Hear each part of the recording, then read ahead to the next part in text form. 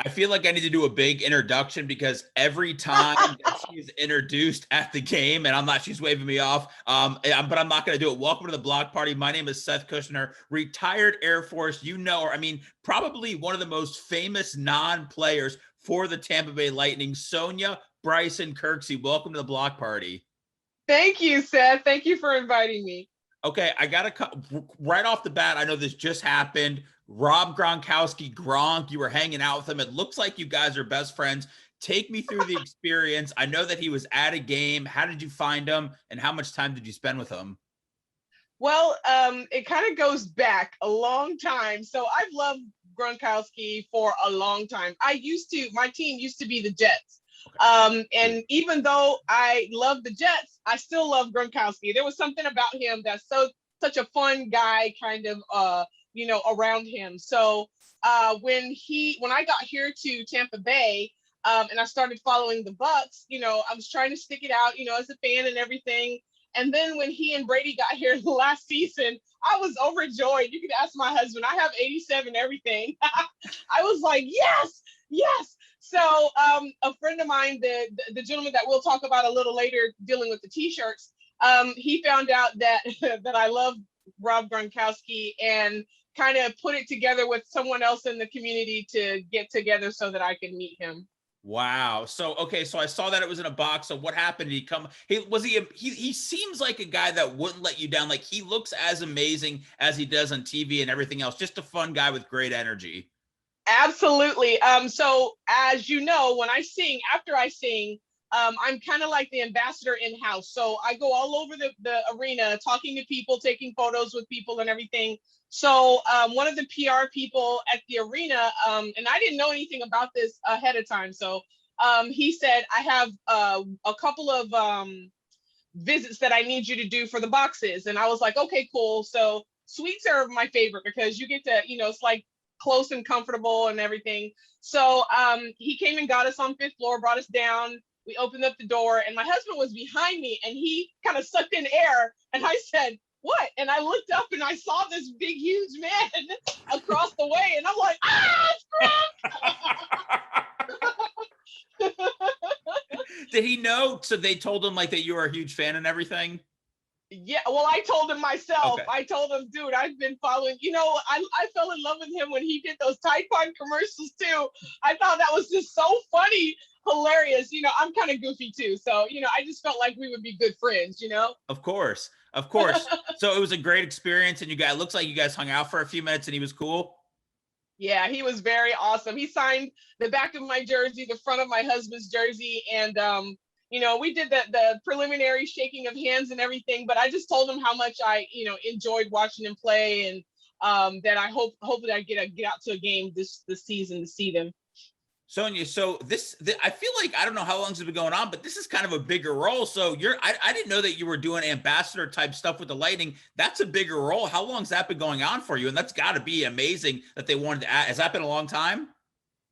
I've been doing that as long as I've been singing. So really, and when I say ambassador, I mean, I don't mean it in a sense of this grand term. It's part of my job there, but mainly just talking to people. And, so if this is your first time, how did you get interested in hockey? Are you enjoying yourself? Is there anything that we can change?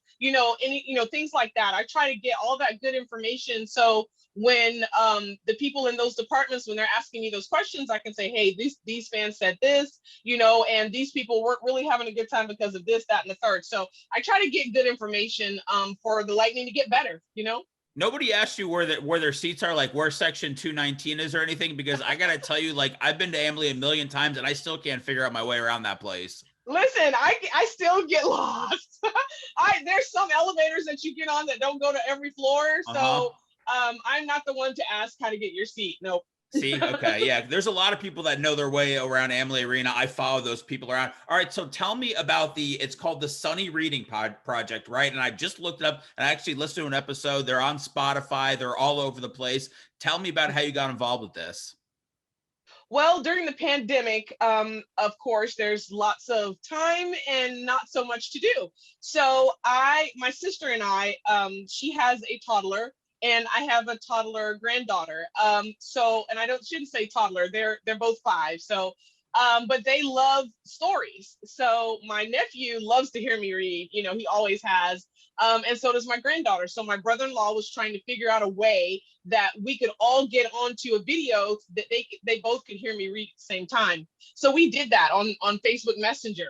And it went over so well with those two little people that I love so much. I said, you know what, other little people should be able to get a story read to them too. So we put our heads together and tried to figure out how we could make that happen.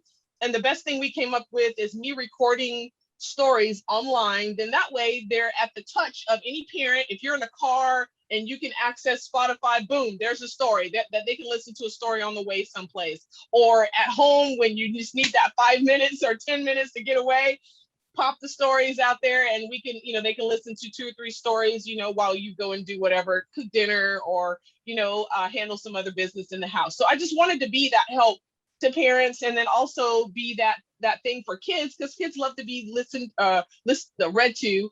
And there's a thing where the more you read to children, the more they pick up, you know, with reading, and the more they fall in love with it. So we wanted to do something to kind of help America, as opposed to take away that we were seeing so much of. And listen, everybody has Spotify. It's all in your car, and it's SONNI, right? So type that in, boom, it'll be one of the first things that pops up. By the way, I need a children's novel. I need like more than 5 or 7 minutes for my daughter to get distracted. So are there any, I don't know if I didn't see all of them, but are there any good hockey stories on there? Have you come across any good hockey books for kids? There's one, the Magic Hockey Stick. There's one about Gretzky's stick that I guess got lost at some point, and he needed it in order to stop his slump. That was a really good story. And then there's a couple of other hockey stories on there. Not many, because there's not that many hockey stories out there. You have to kind of dig to find them. So I told my friend the other day, I said, there's not that many hockey stories on there. She goes, well, it looks like you need to be writing something. So, you know, they said, if you can't find the book you're looking for, you probably need to write it.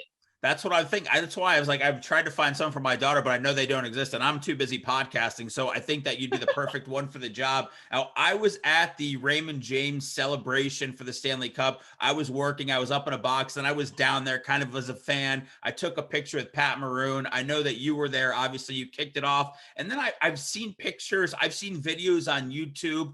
Tell me about that night for you, and where does it rank as far as what are the best days or nights in your life? It's way up there. It was amazing. One, because I was close and comfortable with the guys. You know, they were on the stage, but we were just down from them. I was right behind Mr. Vinnick and his family, where we sat prior to the celebration. Actually, them going to Canada. You know, I recorded my anthems that they used there, but I also do art. So I had a piece that I had finished, and it was of Andrei Vasilevsky, and I gave it to his people so that he could get it. So he came over before the event started, when they were just getting on the stage, to tell me thank you. That was great, you know. So and then after the event was finished, I got this long hug from Cooch. You know, everyone says, oh, it was a drunk hug. Hey, that was the best drunk hug I ever got in my life. He held me for a long time. I'm like, Nikita. Was he talking to you, or was he just holding you? Just like he just kept saying, I love you so much. He said, you do so much for us. I love you so much. But you know, I know those were inebriated words. But I know they care for me. So it wasn't anything bad. They really do. So did you drink out of the cup that night? I kissed the cup that night, and I got to hoist the cup that night. Oh. Now, here's a funny story about the hoisting. That thing is not 35 pounds. That thing is heavier than 35 pounds. Is it? Either that or I'm a weakling. So they gave it to me. I kissed it first. We took a photo with that way, and then they told me I needed to hoist it. So I got it up to about right here, and I couldn't get it any further. So Sergachev was on one side, and I believe Palat was on the other side, and they hoisted the end so that I could put my hands on it and take a photo. Yeah, I remember I read you posted about that. I had a couple of opportunities. I'm very grateful to be around the cup and, you know, after, but not like you had it in the moment. Like if COVID wasn't going on, you know, hopefully like those guys would have been going around town. People would have been having, but you had it like nobody had to wait in line. You were just there in that moment, and you deserved it. I mean, it was incredible. I've seen stuff on YouTube, so I figured it was a high ranking day in your life. And I just wanted to confirm that with you. Absolutely. That was really good because, sometimes you don't get that close contact with the players, even in my job, because, I sing. I'm not a player. I'm not a coach. I'm not the people that they deal with on a day-to-day basis, but they know who I am and I know who they are. So when I get to see them, and I can point out to someone and say, oh, that's such and such, whatever, and they come over and shake my hand, it means the world to me. Okay, so you don't have to say if you don't want to, but I know the Lightning, they take care of everybody, first class organization. Is there maybe like a little ring or a little something in your future that you may or may not know about? I know, and yes, there is a ring in my future. I've been sized, so I can't Woo! wait. That is amazing. Well, I mean, that I would assume that you would get one, but when you found out for sure, what was that like? Um, I found out by email, and I took my phone downstairs to my husband, and I'm like, look. He's like, I can't read it. I said, I'm getting a ring. I'm getting a ring. So he was very excited as well, and he went with me when I went to go get sized. Did you ever imagine, I mean, if the Lightning won the cup, that you would, especially them being far away, the way that it all went down, that you would get a ring? Because I know that everybody's getting different kind of rings and different people with the organization, but I mean that's such a cool thing. Did you ever imagine that you would be included in that? I was always hoping, I always try to do a good job, with anything that I do.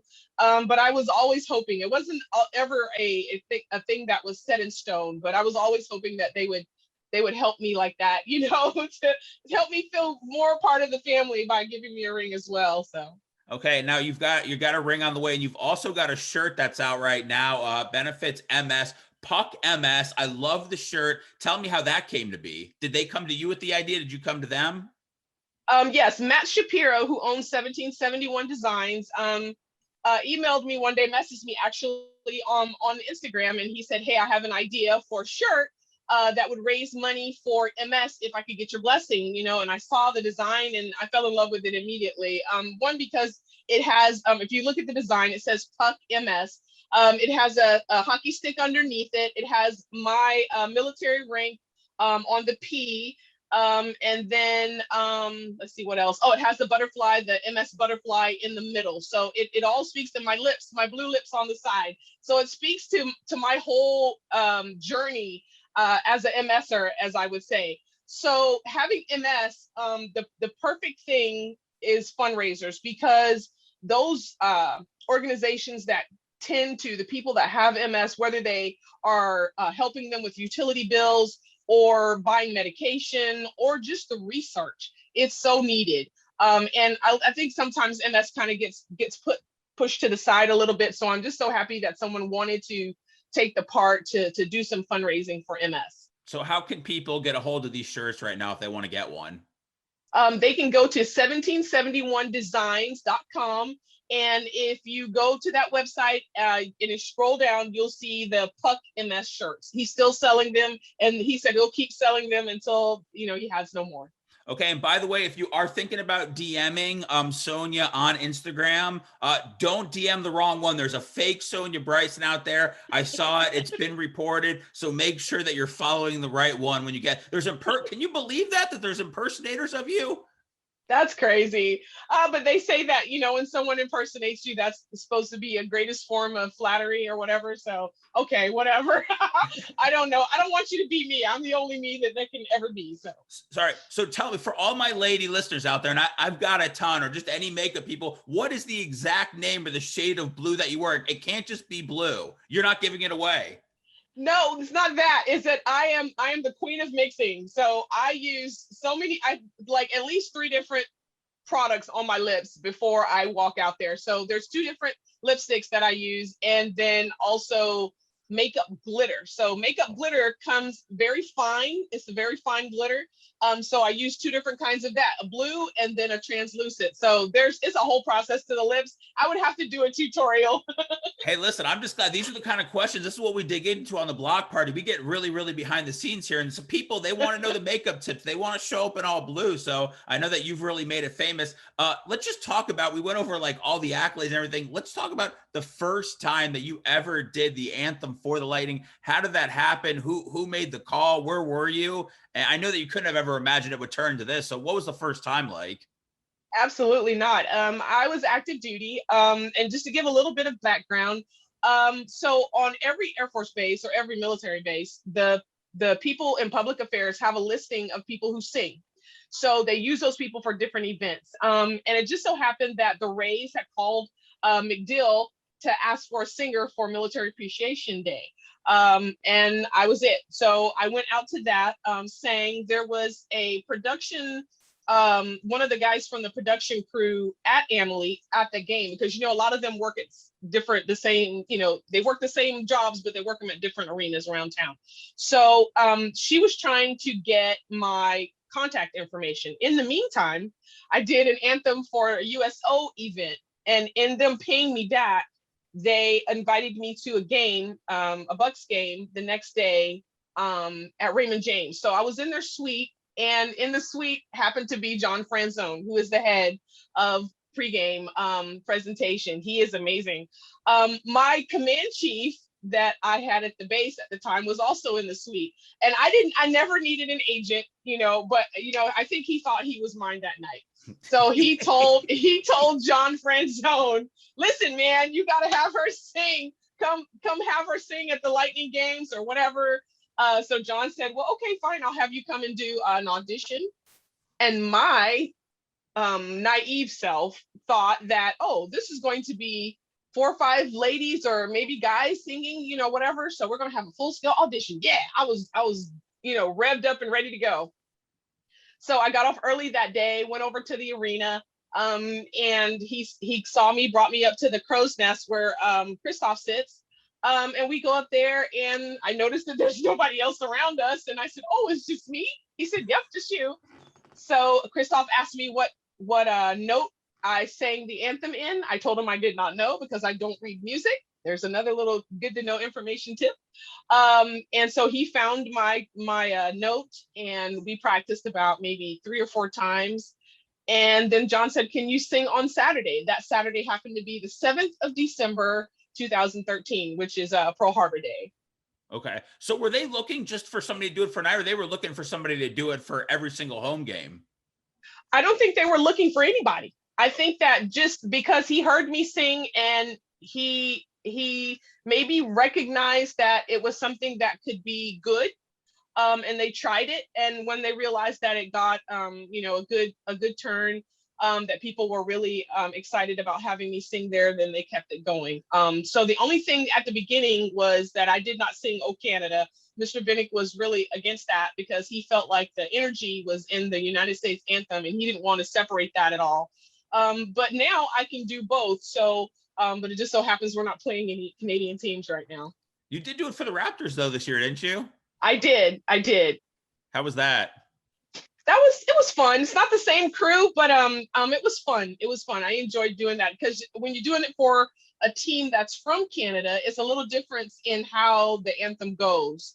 So with ours at a hockey game, because our team is from here, we do "Oh Canada" first, and then the United States anthem last. And then for the Raptors, it was the opposite. Do you have any pregame rituals? I know that you obviously, when the Lightning are away, there's watch parties, there's all kinds of stuff going on. You're there every night now. Thankfully, you're back. Everybody's back. Do you have any pregame rituals besides getting in the lab and mixing up all your blue makeup? I try to get quiet, honestly. If I can get in a corner, and that's very hard prior to the game because people are in and out of the staging area. And then sometimes on my way back from the bathroom after doing my makeup, I get caught by people, can we take a photo? So I try to stow away and get in a corner and just get quiet in myself. Hearing the anthem in my head kind of helps me prepare for, giving it back to you guys. So that's kind of what I do. What's the feeling been like for you to have so many people back? I don't know what it is. I mean, it feels like the place is full at this point, 17, 13, 19. I don't know. There was a point last year, I was going to the arena. I was doing some work out of there during the Stanley Cup final. There were people in there, obviously not even close to what it is right now. So when people are back in there now, is it different for you? And is it something that maybe you didn't think would happen as soon as it did? I think it kind of rolled in on us really fast. However, I like it. The electricity from fans is something that you can't manufacturer. Even the piped in noise that you heard during the Stanley Cup last year, it was okay, but it's not fans, it's not the full house fans. And it's been amazing the last few games because it's been so loud in there, without even tipping the top number that we have for that building. But I love it because it's electric. Tell me, who are some of your favorite people when you're there? Who are some of your favorite people to talk to, whether it's just small talk, whether it's hockey conversations? There's so many amazing people, whether it's a ticket taker or whether it's Phil Esposito at AMALIE Arena for game nights. One of the reasons it's so special, if you get to kind of be behind the scenes like you or like me, who are some of your favorite people that you enjoy talking to each game night? Well, here recently, I've been seeing Michigan a lot in the tunnels or in the hallways. So I've been saying hello to him. I don't get to see Mr. Esposito that much. I'll see Mr. Taylor every now and again, Chief, or Paul. Paul is very cool. So, anybody that I see in the hallways, I don't really pick out people specifically, but then the rest of the people that work that building, I always let people know, it's not just the hockey players. There's a lot more that happens behind the scenes that makes that place go. And so all of those people I consider my hockey family. I call it my little tribe. So every level that I go up to, I know people on, I recognize faces, I say hello, I give hugs, because they deserve that. They deserve to be recognized as much as the players do. Man, that's so great. So Sonya Bryson, I wanted to know, what was it like, by the way, when you heard, I think it was Ross Colton and Cirelli, when they were mic'd up kind of talking about you? You know that everybody's a fan of you, but to kind of hear them, they knew that they were being recorded, but I don't think they're like, hey, we want Sonya to hear this. When you caught that moment, what were you thinking? I cried like a baby. Oh, really? Wow. I did because they hear you, but you don't think, as a performer, I just don't think people like them take it in as much as maybe the fans do, but I was wrong. And I felt like that was just validation, family validation, because I've been there for 8 years now. So it's amazing to know that those guys are really listening and picking up on the energy that I'm trying to convey. You're on social media a lot. I'm on social media a lot. And one of the amazing things that you learned a long time before me is that there's that great Lightning family on social media. They'll be there for you, even, when it's not hockey season or you're having a bad day. But with that comes a lot of opinions, a lot of strong opinions, sometimes negative opinions. You're a positive person. I'm trying to be a lot more positive. I had to get out of Facebook groups this year because people that were on our backup goalie or Tyler Johnson are talking about Steven Stamkos being injury prone. How do you kind of stay out of engaging and some of that negative stuff? Or how do you deal with it when you see it? Or does any of it bother you? Yes, it bothers me. But I just don't get involved. Usually when people are saying the negative stuff, they're, most of the time they're complaint prone. Those are the same people all the time who are complaining about something. They're going to find something. So I either will make a positive post to combat that feeling that I have on the inside, not necessarily to speak to what they said, but I'll just put something else out there, or I just won't say anything at all. I don't want to get caught up in opinionated issues of the day, because at the end of the day, it doesn't mean anything. Those guys are paid to play the game that they play. And I am not paid to be an opinionated person, Right. So I let it flow how it does, just like Cooper said the other day. You're going to have the ups and the downs. We don't get too down when it's the low, and you don't get too high when it's the high. You just kind of play solid hockey, and good things will follow. So I like that advice. Okay, yeah, and that's kind of like what I did. Some people were getting on Dave Randorf during the Spencer Knight game because they thought that Dave Randorf was like rooting for the Panthers or something. I saw it, didn't like it, came out with a tweet very pro Dave Randorf, and then we had him on the chirp. I asked him about it, and we kind of joked about it now. So I was glad that I was able to, finally ask Dave that question, as ridiculous as it is. Sonya, how are you feeling about the team? This podcast comes out tomorrow. I'm hoping that the series is over. Who knows? But how are you feeling about the Lightning on the ice this year? I feel like they are doing slow and steady. Slow and steady wins the race. I don't think they're going too far, left or too far right. I think they're just keeping it slow and steady. If that means losing one here and there, that's what it is, but they are slow and steady, and I think they're going to make it to the end. I'm not one to do a bet or anything like that, but I believe in my team and I know that they're going to do well. I believe in my team too. And yeah, they experienced a lot last year being away from everything. I don't feel like there's a such thing as away games after they were locked in hotel rooms this year, having to go to Carolina or Sunrise or wherever they have to go, Boston or the Islanders, hopefully next. So Sonya, any other projects you have going on? You've got the shirt, you've got the reading project, anything else that people can get involved with, or that's keeping you busy? That is it. Listen, I have my plate full right now. So that is all that I'm doing right now, and maybe some other things in the future, but right now that's all. Sonya, thank you so much for coming on the Block Party. We love that you're a huge part of the Lightning tribe, and hopefully this was good luck and the Lightning end up winning tonight as this episode comes out tomorrow. Go Bolts. Thank you, Sonya. Yes, thank you.